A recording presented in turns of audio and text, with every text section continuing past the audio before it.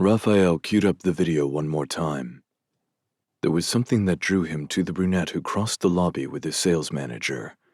A hint of vulnerability masked under cheerful bravado drew his attention. The way she looked into the darkened corners of the room challenged him to notice her and act. Picking up the phone, he selected a number. Offer apartment 961 to Mia Daniels. She toured a smaller apartment on the second floor on Monday. Rafael Montalvo instructed his manager. Set the price at the same cost. But, Mr. Montalvo, that apartment is much larger, and the view is spectacular. If you are ready to rent that apartment, we can get a much higher fee. The manager rushed to correct him. I'm afraid you didn't understand my wishes. Contact Miss Daniels and offer her the apartment for the same rent as the one she toured.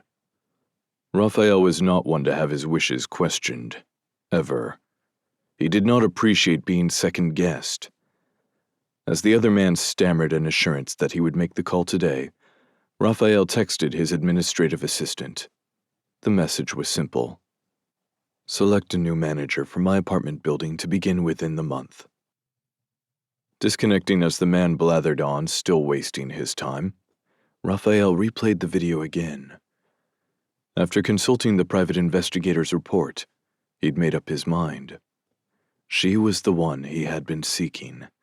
It was just as his father had described recognizing his future bride. Mia would be his. The willowy brunette let herself into her beautiful apartment. She'd lived there for almost 6 months. It hadn't been the first place she'd seen in the complex. Mia Daniels had actually toured a much smaller studio apartment in the fancy building. To her delight, the facility manager had called her 2 days later, stating that something larger on an upper floor had just become available if she would be interested in that one for the same price. Is there something wrong with it? She had questioned, wondering how she could be so lucky. Not at all. The owner's mother lived in the apartment for many years. He has only just become comfortable in having it rented now, the manager had explained. She hadn't hesitated for a second and accepted the new apartment sight unseen. Dumping her lunch bag and purse on the beautiful entryway bench, Mia thanked whoever had moved out before her in such a hurry that they had left several beautifully carved pieces of furniture, a massive arched mirror, lamps, and even a few pictures. The manager had assured her she should use them. After crossing the living area, she dropped into the office chair in front of her home computer. Staring at the black screen, Mia gathered her courage.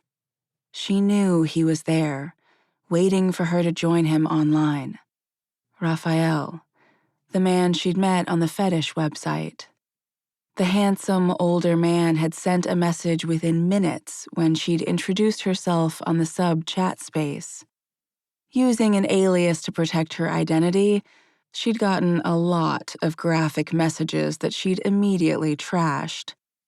Rafael's message was different. She'd hesitated to respond, but something drew her to his direct message.